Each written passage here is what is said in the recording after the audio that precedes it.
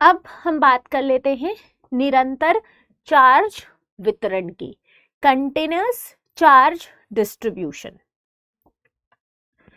Right. अब देखिए निरंतर चार्ज वितरण का मतलब क्या होता है, what do you mean by निरंतर चार्ज वितरण। जैसे मान लो कि आपके पास कोई चालक है, ठीक है, तो उस चालक में जो आवेश हैं वो कहाँ पे मौजूद होंगे, क्या वो सिर्फ यहीं पे होंगे, क्या वो सिर्फ यहाँ पे होंगे, क्या वो यहाँ पे होंगे, या वो हर जगह होंगे, ठीक है। तो इसी को हम समझते हैं चार्ज वितरण में, ठीक है।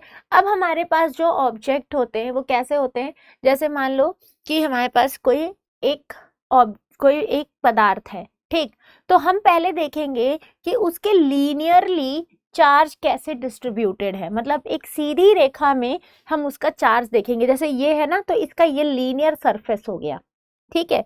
जैसे मान लीजिए कि ये अगर फोन है तो ये वाला जो किनारा है ना, ये इसका लीनियर सरफेस होता है, ठीक है, लीनियर सरफेस। तो पहले हम देखेंगे कि उसके लीनियर पे सरफेस पे कितने और कैसे चार्ज डिस्ट्रीब्यूटेड होते हैं। तो जो लीनियर सरफेस है ना, जैसे मान लो कि हमारा जो सरफेस है वो कुछ ऐसा है और इसमें इस तरीके से लीनियरली आवेश मौजूद है।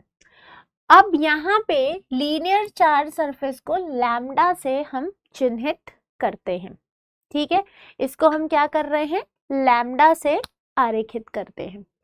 अब यहाँ पे जो लैम्डा है, ठीक है, अब देखो यहाँ पे ध्यान से देखिए, मान लीजिए ये पूरा चालक है तो इसकी दूरी कितनी होगी L, और इस पे आवेश मान लीजिए Q है, ठीक है, L लंबाई है और Q आवेश है इस पे, ठीक है।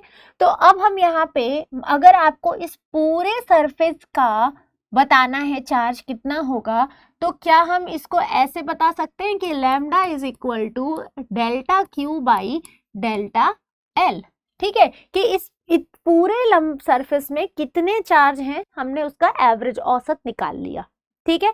तो क्या हो जाएगा, रेखा आवेश घनत्व lambda Q by lambda L, जहां पे लैम्डा एल तार का छोटा लाइन तत्व है जिसमें सूक्ष्म आवेशित घटक होते हैं, और डेल्टा क्यू साइन लाइन तत्व में निहित आवेश है। तो मतलब उस पर्टिकुलर उतने जगह में कितना आवेश मौजूद है ये हमें यहां से पता चल गया, ठीक है। जैसे ये है, अब मान लो हमें इतनी दूरी में देखना है, तो ये क्या हो जाएगा, डेल्टा एल जगह पे कितने आवेश मौजूद हैं, राइट, यूनिट cm सेंटीमीटर, अरे कूलम्ब मीटर, ठीक है, कूलम्ब पर मीटर होगा ये। अब सतही चार्ज देखते हैं क्या होता है। अच्छा, अगर मान लीजिए इसी चार्ज वितरण में जो ये हमारी रेखीय चार्ज वितरण है, ठीक है, इनके द्वारा अगर आपको इलेक्ट्रिक यानी विद्युत तीव्रता देखनी है, ठीक है, इलेक्ट्रिक फील्ड यानी विद्युत क्षेत्र अगर देखना है, तो क्या हो जाएगा, DE इज इक्वल टू, हमारी विद्युत क्षेत्र क्या होती है, इलेक्ट्रिक फील्ड क्या होती है, E is equal to 1/4 pi epsilon naught Q by R square, यही होता है हमारा विद्युत क्षेत्र, ठीक है। तो अगर हम एक छोटे से जगह के लिए, छोटे से रेखीय सतह के लिए अगर हम विद्युत क्षेत्र देखेंगे तो हम DE लिखेंगे, इसकी जगह हम K लिख सकते हैं, ये छोटा है ना तो K DQ लिख सकते हैं क्योंकि हम बहुत कम जगह के लिए देख रहे हैं, और ये तो R स्क्वायर ही होगा, ठीक। अब उस सतह के लिए हमें पता है ये DQ बाई क्या है, DL है, DQ बाई DL है, तो यहाँ से DQ क्या हो जाएगा, लैम्डा DL हो जाएगा। तो यहाँ से हम ये लिख सकते हैं K lambda DL by R square equals to what, DE, ठीक है। अब हमने इसको क्या किया, अब हमने इसको इंटीग्रेट कर दिया, ठीक, लिमिट ले लिया 0 से लेके L लंबाई तक, पूरी लंबाई तक। अब जो कांस्टेंट है वो बाहर निकल आएगा, K बाई R स्क्वायर बाहर आ गया, 0 बाई L, अंदर क्या बचा, लैम्डा DL बचा, ये आ गई हमारी विद्युत क्षेत्र उस सतह के लिए, उस उतने से सतह के लिए अगर आपको निकालना है तो इस तरह से आप विद्युत क्षेत्र निकालेंगे। ठीक है, इसको नोट कर लीजिए फटाफट। वैसे तो आपको पीडीएफ मिलेगा ही, बट फिर भी कोशिश करिए कि साथ के साथ नोट डाउन करते हुए चलिए चीजों को। ठीक है, अच्छा, दूसरा है हमारा सतही चार्ज। सतही चार्ज का क्या मतलब है? अब मान लीजिए कि हमारे पास ये कागज का टुकड़ा है, ठीक है, ये हमारे पास कागज का टुकड़ा है, तो इसके सतह पर ये देखो पूरा आवेश, पूरा ऐसे लीनियर चार्ज डिस्ट्रीब्यूशन का मतलब है ना कि हर जगह हमारे आवेश मौजूद है, हर जगह पूरी घनी घनत्व है आवेशों का। ठीक है, तो अब मान लो कि ये पूरा सरफेस है, सतह है, और इस पे हर जगह आपको आवेश आवेश आवेश आवेश आवेश आवेश आवेश आवेश आवेश मिल रहे हैं। ठीक है, हर जगह आपको आवेश मिल रहे हैं। तो अब यहाँ पे हम अगर देखें तो अगर अब आपसे मान लीजिए कोई कहे कि हमें यहाँ पे बताओ कि कितना विद्युत तीव्रता है, या यहाँ पे इसकी वजह से विद्युत क्षेत्र कितना बन रहा है, तो हम निकालेंगे। लेकिन उसके पहले हम सतही आवेश घनत्व, ये क्या है? सतही आवेश घनत्व को दर्शाता है। ठीक है, सतही आवेश घनत्व ये रेखाई आवेश घनत्व को दर्शाता है।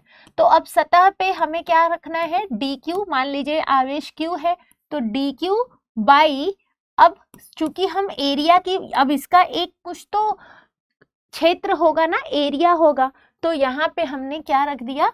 इसका एस रख दिया। तो देखो ds क्या है? चालक की सतह पर क्षेत्र, एक क्षेत्र तत्व है, मतलब उतना सा क्षेत्र है। ठीक है, तो अब यहां से हम dq निकाल लेंगे। dq क्या हो जाएगा? लैम्डा डेल एस हो जाएगा, यूनिट एरिया की centimetre, centi per metre square.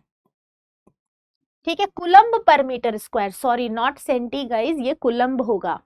ठीक है, ये सी कुलम्ब है, चार्ज है ना, coulomb per metre not centimetre. ठीक है, अब इसकी वजह से अगर आपको विद्युत चार्ज, विद्युत कह सकते हैं क्षेत्र बताना है, तो फिर से हम विद्युत क्षेत्र बताएंगे सतही, उसके लिए तो डीई क्या हो जाएगा? फिर से K D Q by R square. ठीक है, और सतह के लिए डीई क्या हो जाएगा? के ये DS by lambda DS by R square हो जाएगा। फिर से अब हम इसको क्या कर देंगे? इंटीग्रेट कर देंगे।